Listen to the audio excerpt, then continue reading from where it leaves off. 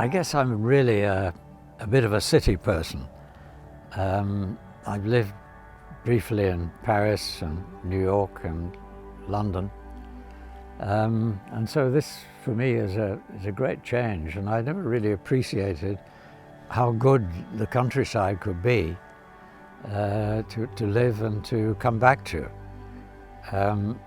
Somehow a lot of the stories I've done anyhow have involved cities and urban areas, if you like. So this is really sort of relaxing for me. I grew up in the north, just before Scotland, in the garden city of Preston. I went to boarding school when I was from being young and I thought, got to get out of this and travel. And I thought South Africa, yeah, there are going to be lions on the main street in Joburg. That sounds fun. I got a guy to guarantee me for a year, which you had to do in South Africa at that time. And he was a photographer who had been an assistant to Ansel Adams, who was a famous landscape photographer. But he didn't teach me, in the year I was with him, he didn't teach me landscape, but what he did teach me was how to use a 4x5 camera, how to see light, because he lit everything. He was using multigrade paper long before it came to this country, American Dupont Varigam paper. So I learnt a lot in that year. And then I heard that this guy, Tom Hopkinson, he edited a magazine in this country called Picture Post. And he was coming out to edit a magazine called Drum, and for Africans. So I thought I'd try and get a job with him and learn about magazine photography, which will broaden my scope a bit. And he turned out to be a terrific guy. And I really learned a lot from him about magazine photography. And also, for the first time, I really started to learn about South African politics. I was not allowed into the country during the period when Mandela was finally released, so I missed his coming out of prison. But I was able to do 2 books on South Africa, one French crowd, and then one for Fiden here. I was in South Africa when the Congo blew up, and Tom Hopkinson and I went and did the Congo independence and then the civil war in Katanga.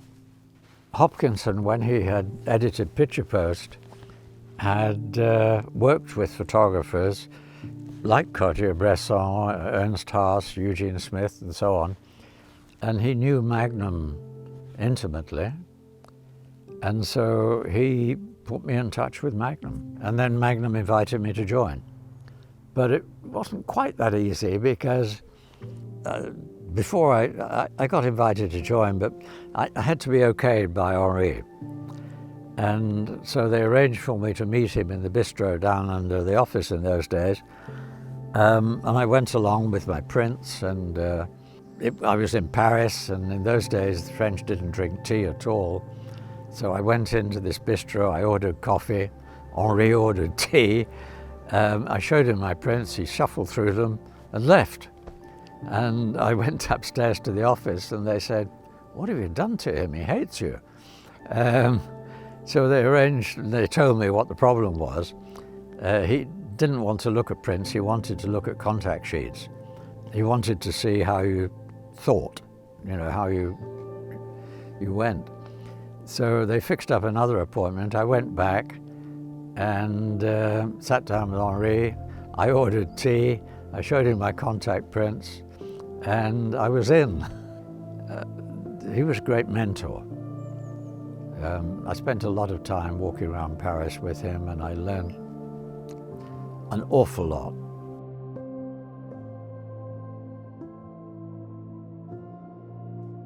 I'm not quite sure where the original thought came to me to concentrate on water. I suspect it was probably during a monsoon in India. I was in Bombay, and people react differently. I mean, the sort of locals in Bombay were really rejoicing in the monsoon and the water, and they were on the seawall there, really enjoying themselves. And I guess that sort of started me off. I think you can never be sure when you're traveling what you're going to find, what you're going to see, what's going to happen to you. And half of the pleasure of it is the unexpected. For an easy way to look at places, there's nearly always a river connection. A river gives you everything from the cities and the ports to, agricultural life, if you like. Well, we're here in Salisbury, looking at this rather odd-looking river in the background, which is a great city. I moved here almost by accident. Came to live in England, lived in London, made a couple of moves, and accidentally fell on this. At Magnum, we always, apart from the kind of day-to-day, month-to-month shoots that we all do, we always have a pet project in the background. And I must be 10 years or more ago that it seemed to me that one of the most important things is going to be water. Anyway, I decided that it would be a good project. There's an awful lot going on around the world related to water. We all know, and I've photographed obviously in Alaska, in Greenland, the ice melting. We've all, that's the obvious thing. And I don't know, the trouble is after a while, you find you repeating yourself. Someone taking water from a standpipe in the Philippines is not that different from someone taking water from a standpipe in Africa. There are problems with it, and I meant to go on shooting this until I dropped somewhere. But a publisher approached me and wanted to do it, and so I decided, what the hell, let's get it done and do it. And I've just got so much work from around the world. There are things I haven't got. How do you show that Americans use 4 times as much water a day as Europeans do? You can't really go and photograph them watering their garden or taking 3 showers a day or whatever it is, or why it is. So I've got gaps. I know I've got gaps. But I want to do this book as a book of good photographs that cover all the issues as best as possible. Photographers have to be lucky, and I've had luck all my life. I really wanted initially to start out as a journalist, recognized I couldn't write my own name, but I was an amateur photographer even then, and I realized that it's a great way to make a living because you're completely independent. So there's lots of variety, so it does kind of keep you going. But times are tougher these days for a would-be photojournalist. And I would say, if I was starting out again, I would try and do not more than 2 or 3 stories a year, but really do them in depth. Part of what we used to do in Magnum was to anticipate the news. So, you want to be in Burma, in Myanmar, before the outbreak, not when it happens. And I think you've got to be looking at what's happening in the world and try and anticipate. You need to anticipate what's going on in the world politically and geographically as well. In one way it's much easier because you can follow the news more easily these days, and You know, you can go online and do a lot of research on the country you're planning to go to. Whereas probably in my early days, you just had to read an awful lot about a country and about the people, and try and, you know, get an idea of what you wanted before you went to do it. It doesn't have to be in Timbuktu, it can be round the corner. And a lot of the good stories that are being done now are being done by people shooting in their own village and their own town.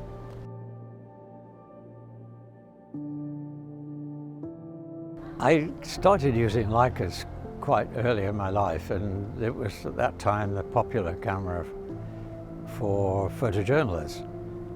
And then added a reflex camera, a Nikon. Technologically, the Japanese started to take over, and I really fell in love with small cameras. But for me, the Olympus had a better feel, slightly lighter and weight. I do prefer to use single focus lenses rather than zooms, and I just find these Olympuses they just do everything, and I can get a double page spread in a magazine or an exhibition picture, and they really are terrific. They're robust. It's quite funny, really, to settle on a particular brand of camera after all these years. Well, basically these days I use the equivalent of a 28, a 50 on here, and I have a 70 to 200 equivalent in the bag, which I can, get out relatively quickly if I need it. It's very weird. You can walk up and shoot right next to people and they don't see you. But if you shoot from across the road, everybody sees you. I spent a lot of time shooting cities for a German geographic magazine. And as a professional photographer, you have a certain obligation. If there are great landmarks in the city, you've somehow got to include them. But you've got to make them more interesting than just architectural shots. I am interested in people, how they're different in different parts of the world, and also how they're the same.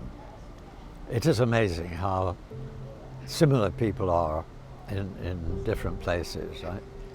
I love shooting in China because there's such a great variety of people, situation, there's just everything there. And every time you go back, your eye's fresh again. I think that's very important. You really do need a fresh eye. Otherwise, I could never do a book on Salisbury because I've seen it all, and there's nothing that really grips you, and you find yourself just looking for interesting people. There's a big world out there, and there are a lot of things you can do, and you just have to have a fresh eye. And I don't know, Cartier-Bresson said to me once, we're not brain surgeons, we're hunters. The only intellectual part of photography is getting yourself into a particular situation and recognizing what exists there. And really our job is only to have a hunter's eye, to see something coming together and be able to grab it in 100th of a second and move on. And you have something which will define what the country's about, what the people are about.